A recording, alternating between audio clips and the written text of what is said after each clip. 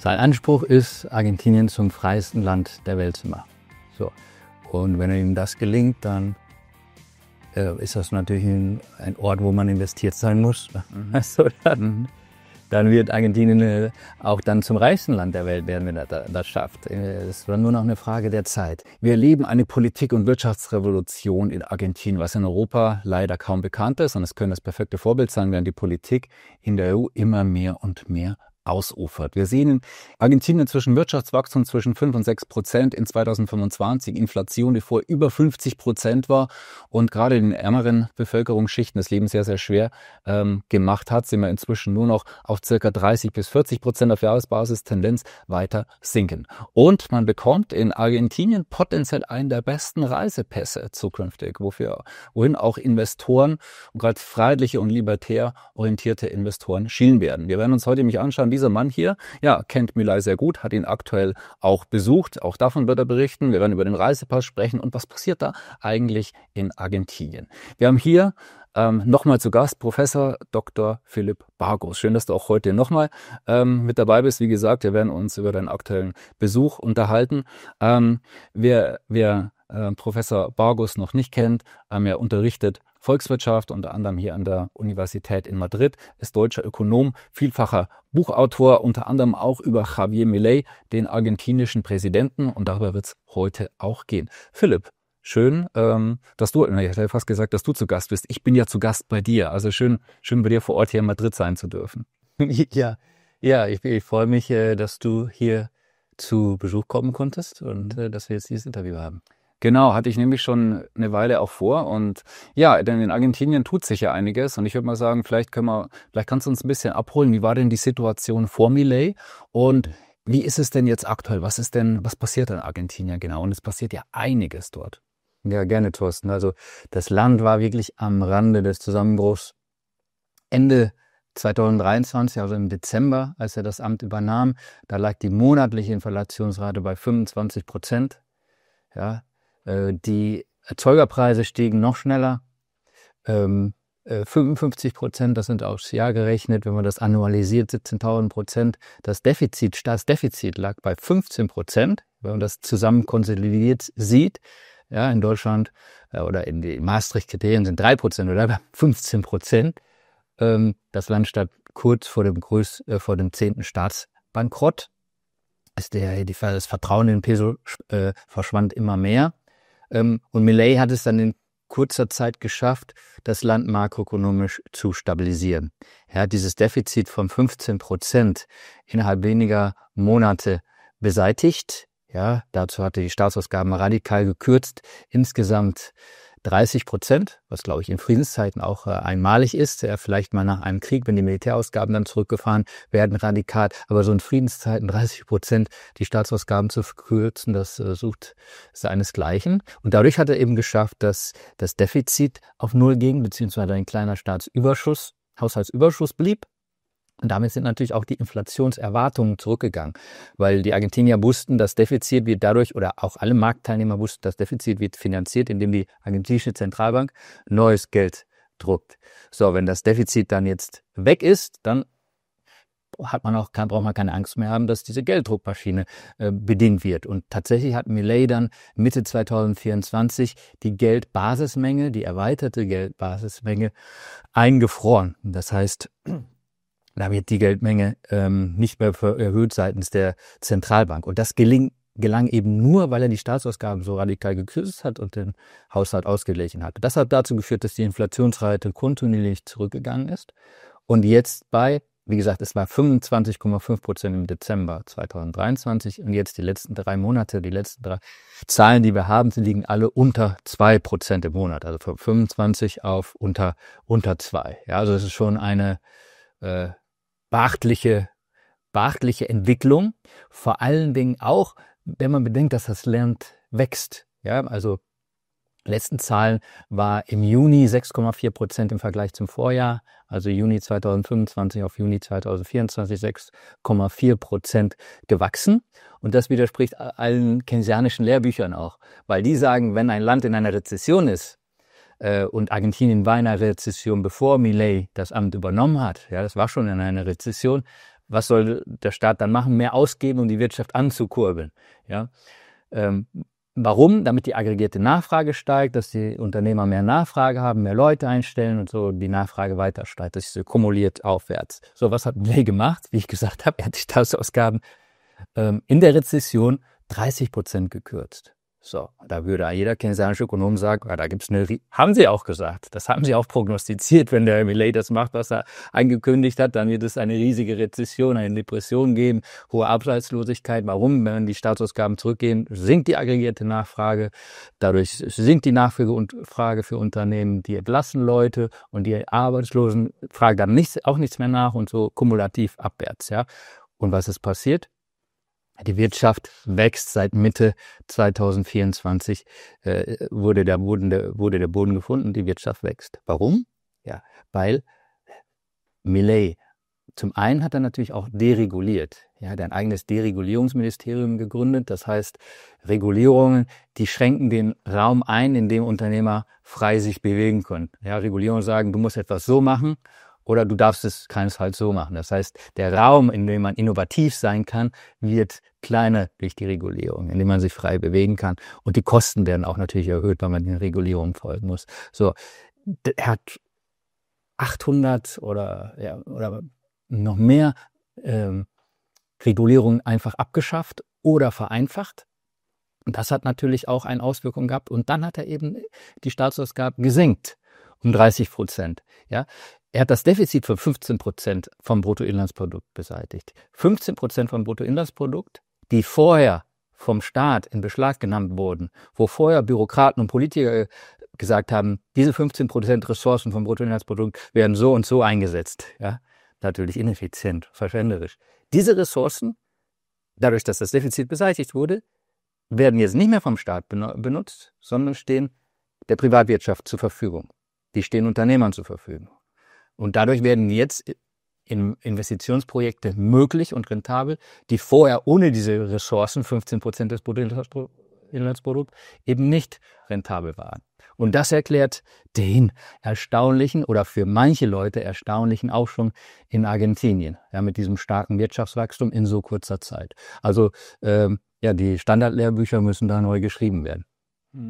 Ich habe selber auch Argentinien-Erfahrung. Ich habe dir auch erzählt, ich habe ein Jahr in Argentinien gelebt, in 2016. Das fand ich da ganz interessant, weil da haben ja Supermärkte sogar wirklich Werbung gemacht. Wie zum Beispiel, das sind Preise und das sind Produkte, die jetzt schon seit 6 Monaten eben nicht am Preis angestiegen sind. Also das war wirklich so eine große Werbung von Supermarktketten zum Beispiel. Oder ich habe auch die Geschichte erzählt, Deregulierung, das tut dem Land, glaube ich, gut. Also ich habe dann aus dem Ausland ein Päckchen bekommen. Das war leider ein Fehler, weil dann durfte ich erstmal zum Zollamt. Dort war schon eine 200 Meter lange Schlange erstmal, als ich das erste Mal dort gewesen bin. Und die haben gesagt, ja, am besten, wenn die um 9 Uhr aufmachen, dann am besten schon um 7:30 kommen, damit man recht früh dran ist. Also stundenlanges Warten. Also das war so das Argentinien und das habe ich dann dort auch so kennengelernt.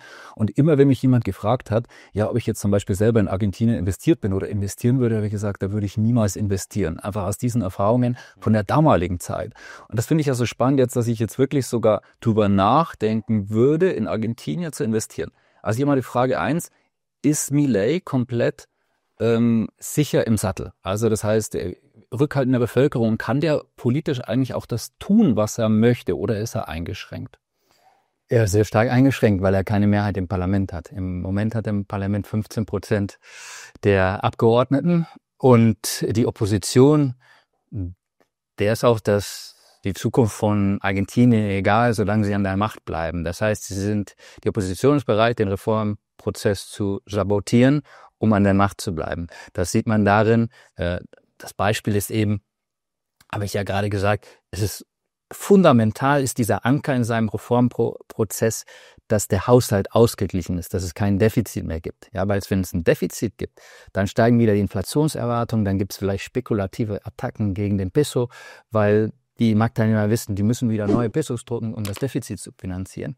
So, was macht die Opposition jetzt im Parlament? Die versucht, die Ausgaben für staatliche Pensionen und für die staatliche Bildung zu erhöhen, damit es wieder zum Defizit kommt. Und damit wird der ganze Stabilisierungsprozess sozusagen konterkariert. So, und da muss er jetzt ein Veto einlegen, das kann er als Präsident, hat er auch gemacht. Nur kann das Parlament mit 2/3 Mehrheit das Veto des Präsidenten kippen. Und sie haben noch eine 2/3 Mehrheit. Ja. daran sieht man, dass es wie am seidenen Faden das so hängt, dieser ganze Reformprozess, ja. Und damit auch seine Zukunft. Der große Vorteil ist, es gibt jetzt Wahlen im Oktober. Ja, da wird das Parlament neu gewählt. Leider nur die Hälfte der Abgeordneten, das wird neu gewählt. Und er ist natürlich sehr beliebt. Ja, er hat natürlich dieses Charisma und diesen Rockstar. Überall, wo er hinkommt, wird er wie ein Rockstar eben begrüßt. Mit der Kettensäge auch. Haben wir sogar, wir haben es auf deinem Buch sogar vorne mit dabei. Ich kann das ja mal so ein bisschen reinzeigen. Da mal hier oben. Er ist nah an den Leuten, das sieht man da auch. Er ist authentisch. Die Leute spüren, das ist kein normaler Politiker, der ihnen was vormacht oder Lügen verkauft. Nein, der hat auch vorher gesagt, es wird hart werden, dieser Reformprozess, aber es wird sich diesmal lohnen. Das heißt, die vertrauen ihm. Natürlich gibt es immer einen Teil der Bevölkerung, der wird nie Milei wählen. Das sind die überzeugten Peronisten, Kirchneristen, die jetzt auch viele ihren Job verloren haben, beziehungsweise ihren Pseudo-Job, ja, die haben da nur kassiert und so weiter, aber fanatische Kommunisten oder Gewerkschafter, die werden ihn nie wählen und die gehen natürlich auf die Straße gegen, gar keine Frage. Die organisieren auch gerne dann, zahlen Leute, dass sie für diese Demonstrationen da gehen. Aber in den Umfragen ist es eben so, dass die Partei von ihm auf gut 40% kommt. So, dann gab es auch eine Wahl in Buenos Aires, in der Stadt von Buenos Aires. Da hat er auch die Wahl gewonnen mit 30%. Das heißt, es ist nicht so, dass die Argentinier ihm einen Denkzettel verpasst hätten für die Reformen, die er bereits gemacht hat, sondern vielmehr bis jetzt in den Wahlen in Buenos Aires haben sie ihn eher gestärkt. So. Und seine Popularität ist in den Umfragen, seit er die Präsidentschaft angetreten hat, ist auch etwa konstant geblieben. Von daher bin ich da zuversichtlich für diese Wahlen, aber du hast recht. Die größte Gefahr für Argentinien und für die Investitionen ist politisch, in dem Sinne, dass die Gefahr besteht, dass die Kirchneristen wieder an die Macht kommen und die können in kürzester Zeit alles wieder kaputt machen. Die können auch die Dollarreserven, die jetzt in der Zentralbank sind und den Peso stärken, können die verfrühstücken. Und die würden sofort ausgeben, um Wählerstimmen zu kaufen und so weiter. Und das wissen natürlich auch die internationalen Investoren. Und daher ist die Wahl so wichtig, weil wenn da sich bestätigt, dass er da zumindest dass er das Veto durchkriegen kann, ja, und dass es für ihn leichter ist, Mehrheiten im Parlament zu bekommen, wenn das klar wird, weil Investoren, die denken natürlich langfristig, ja, und wenn denen das klar wird, dass dieser Reformkurs nachhaltig ist und dass Milei Unterstützung hat von der Bevölkerung, ja, dann wird es natürlich sehr attraktiv in diesem Land, wo sich diese Möglichkeiten jetzt ergeben, zu investieren. Mhm. Ja, vielleicht ein paar Zitate auch von Javier Milei. Da muss man nicht lange suchen, um was Spannendes zu finden. Er ist da wirklich ein komplett anderer Politiker. Er ist ja eigentlich gar kein Politiker. Er mag ja Politiker gar nicht. Er mag ja auch den Staat nicht. Er bezeichnet sich ja selber auch als Staatsfeind. Also, hier mal ein paar Beispiele. Und zwar, meine Verachtung für den Staat ist unendlich. Der Staat ist das Problem, nicht die Lösung. Oder eben einfach nur Sätze wie, es gibt kein Geld, ne, wenn es eben um Staatsausgaben und Sozialleistungen geht. Das ist im Prinzip auch das genaue Gegenteil, was wir in den meisten Ländern dieser Welt sehen, auch das, was wir aktuell in Deutschland sehen. Also wir haben die höchsten Steuereinnahmen überhaupt, aber immer fehlt Geld. Und jetzt haben wir noch erhöhte Verteidigungsmaßnahmen, wo dann noch Sondervermögen, was ja nichts als gewaltige Sonderschulden sind letztendlich, dann auch reingegeben werden. Da vielleicht auch noch spannend, und zwar ein Zitat von Friedrich Merz, dem deutschen Bundeskanzler. Und zwar, der hatte gesagt, er ruiniert das Land, er tritt wirklich die Menschen mit Füßen.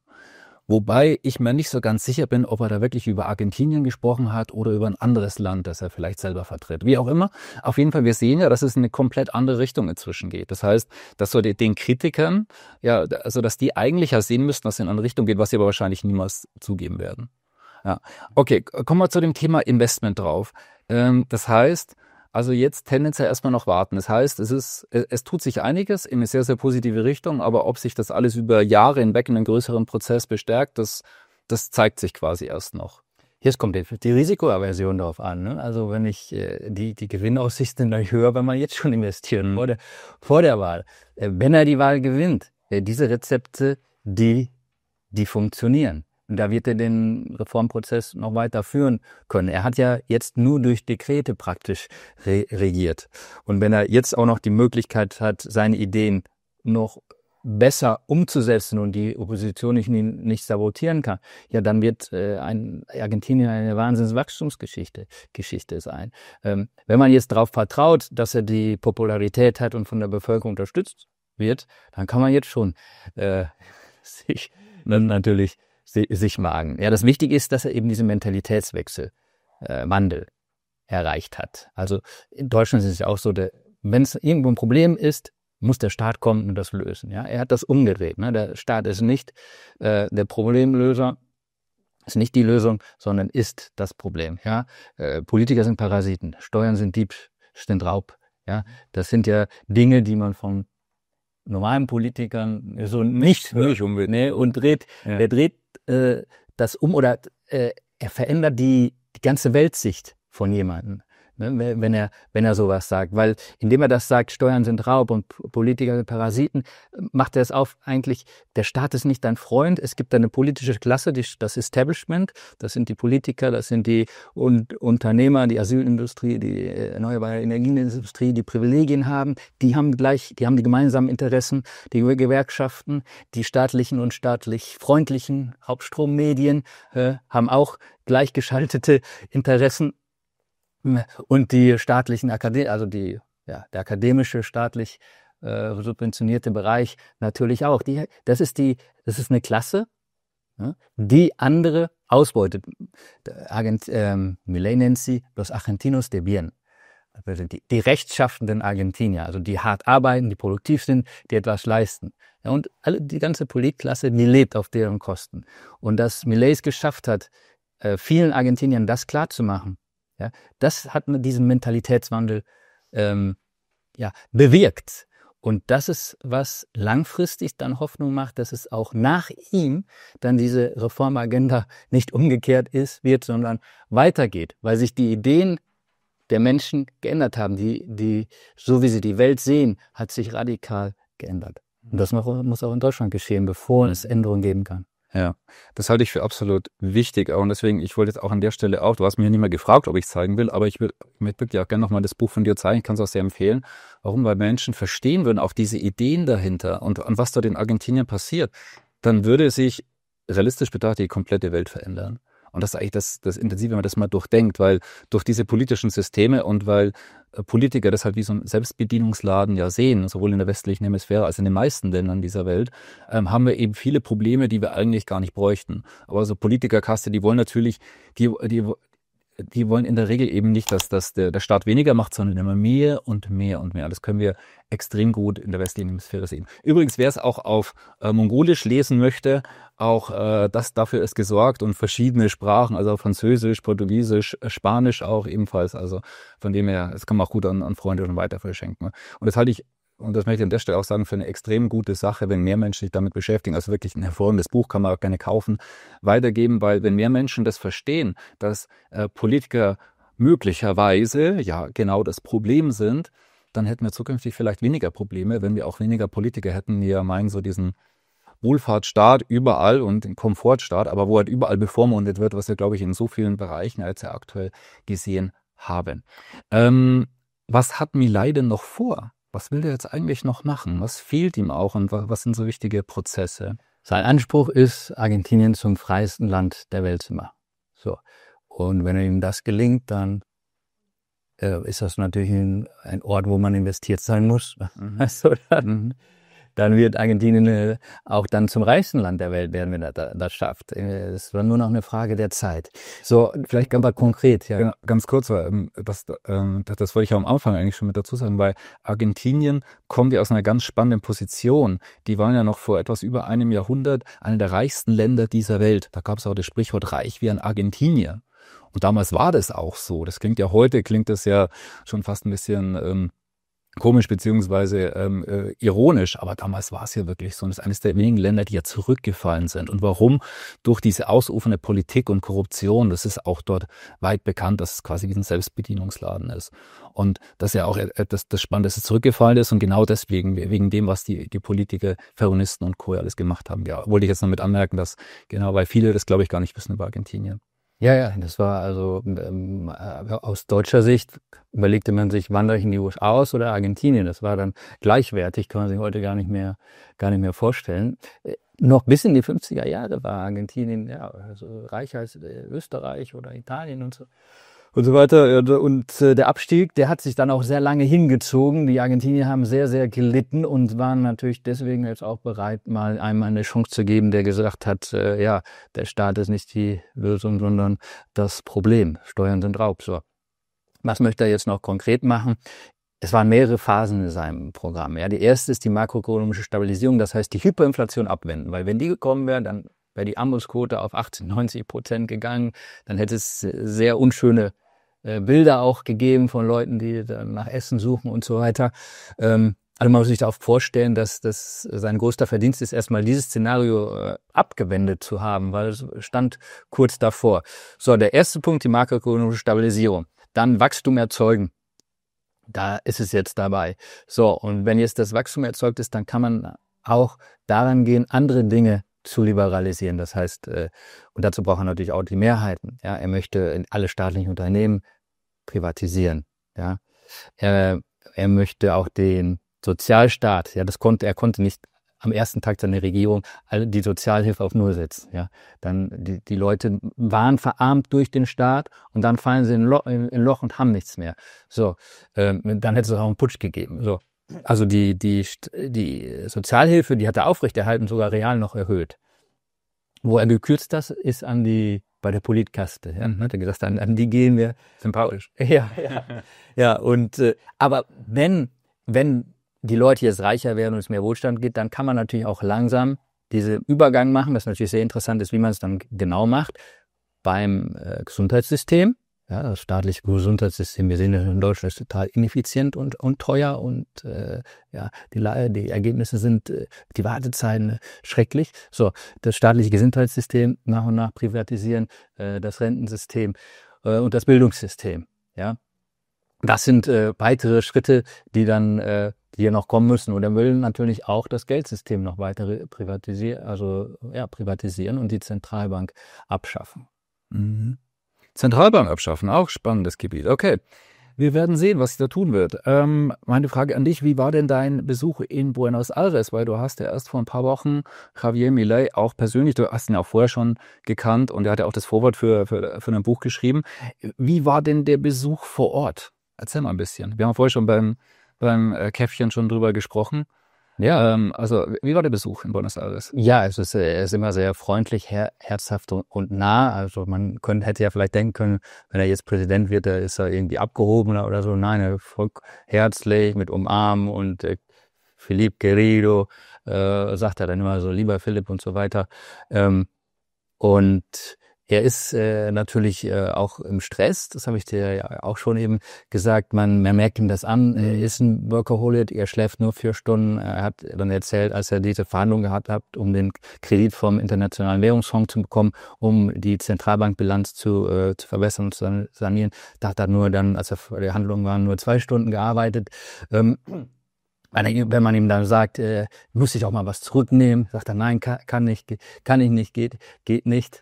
Da würde ich mir wünschen, dass er sich ein bisschen weniger arbeitet. Aber er ist wirklich jemand, der eben sein Leben für die Sache opfert. Ja, also das ist meine tiefste Überzeugung, dass es ihm geht nicht um Geld oder Ruhm oder Macht. Nein, es geht ihm um die Ideen der Freiheit in Argentinien anzuwenden, umzusetzen und weltweit zu verbreiten.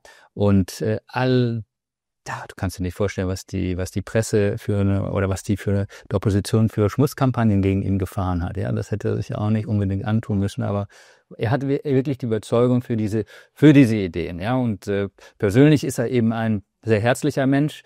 Wenn dann natürlich Journalisten Lügengeschichten über ihn erzählen, dann ist er sehr, dann beschimpft er die direkt und auch mit Worten aus mitteleuropäischer Sicht, die für einen Präsidenten dann auch befremdlich oder unangebracht wirken. Aber er ist dann sehr impulsiv und beschimpft die auch. Nicht nur die Journalisten, auch die Politiker, die korrupt sind. Ja? Oder auch jemanden, wo er glaubt, er wird ungerechtfertigterweise da kritisiert, dass es nicht schnell genug geht. Ja. da ist er dann recht schnell und andererseits für sonst ist er im Umgang sehr, sehr herzlich und freundlich. Mhm.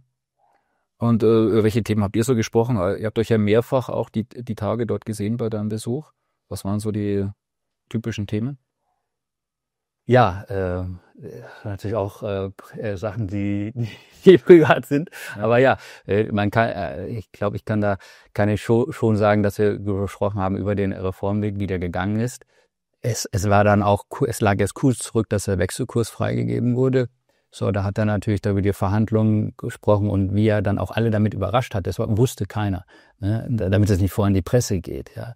Und er musste immer so tun, als stände es nicht kurz davor, dieser Anschluss. Ja, also darüber haben wir gesprochen. Wir haben gesprochen, wie es dann noch weitergeht vor allen Dingen mit dem monetären Reformprozess, weil ich war da mit meinem Doktorvater, Professor Huerta de Soto, der eben da auch einen Ehrendoktortitel bekommen hat und eine Auszeichnung des argentinischen Staates.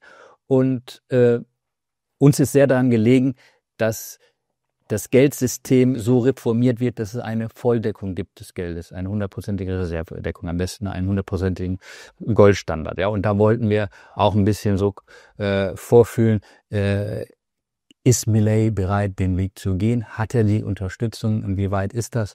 Und da waren wir dann aber zufrieden mit dem, dass es gibt Widerstände, ganz klar. Die sind riesig, aber er hat das richtige Ziel vor Augen. Ja. Mhm. Das ist anscheinend ein smartes Kerlchen. Also, oder vielleicht, das erinnert mich an so ein Interview, was ich auch vor kurzem gesehen hatte. Er hat ja auch die Politiker dort so als Rattennest bezeichnet, wurde gefragt, ja, ist das nicht beleidigend und ein bisschen extrem, das so zu machen? Seine Antwort war ja auf seine Art und Weise, die nicht so höflich ist wie ich, aber wer jahrelang und jahrzehntelang das Volk belügt und betrügt, da ist das eigentlich, ich sage jetzt mal ganz einfach noch milde ausgedrückt. Ja, lass uns kurz auch mal über den Reisepass sprechen, weil da passiert ja auch was Spannendes. Gerade die libertäre Szene, die freut sich ja möglicherweise über einen der besten Reisepässe der Welt. Der argentinische Reisepass ist ein sehr, sehr guter.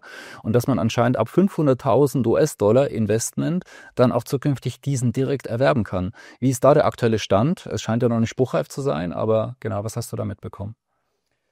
Ja, genaues kann ich da auch nicht zu sagen. Aber meine Information ist, dass dieser Plan vorliegt, also dass man, wenn man investiert in Argentinien, dann auch den Reisepass bekommt. Die Frage ist die genaue Höhe der Investitionssumme. Aber das ist die Idee, Investoren anzulocken, zu zeigen, Argentinien, ja, wir wollen, dass Leute investieren und dann bekommt ihr natürlich auch den Pass.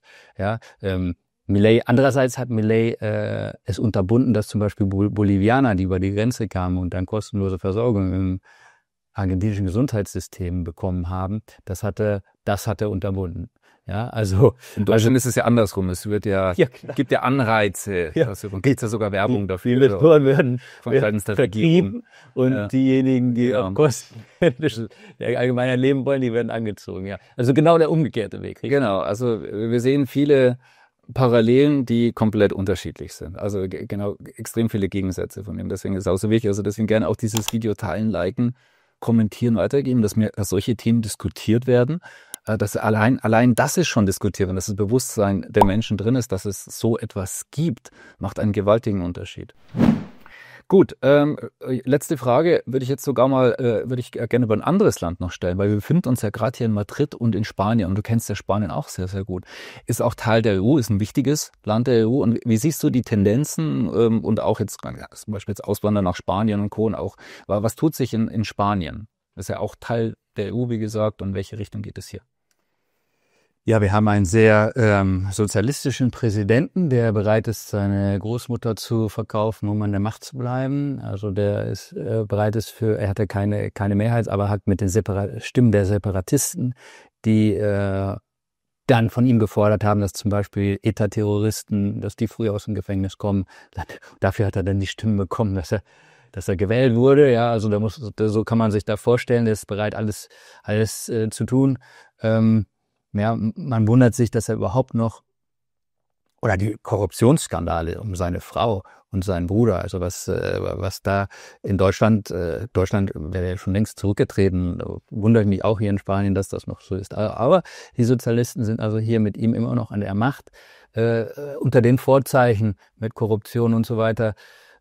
Glaube ich nicht, dass sie noch lange an der Macht sind. Also bei den nächsten Wahlen, wenn alles rechtsmäßig zugeht, sollte das dann nicht mehr der Fall sein. Wir haben ein sehr liberal regiertes Bundesland, das ist genau Madrid. Madrid wächst, ja, hat Barcelona auch überholt an der Wirtschaftsleistung, auch von der Einwohnerzahl. Es kommen immer mehr Leute hierher, weil eben Ministerpräsidentin Ayuso, die ja auch Milei zum Beispiel einen Preis gegeben hat von Madrid Bundesland aus, sehr nahe steht den liberalen Ideen.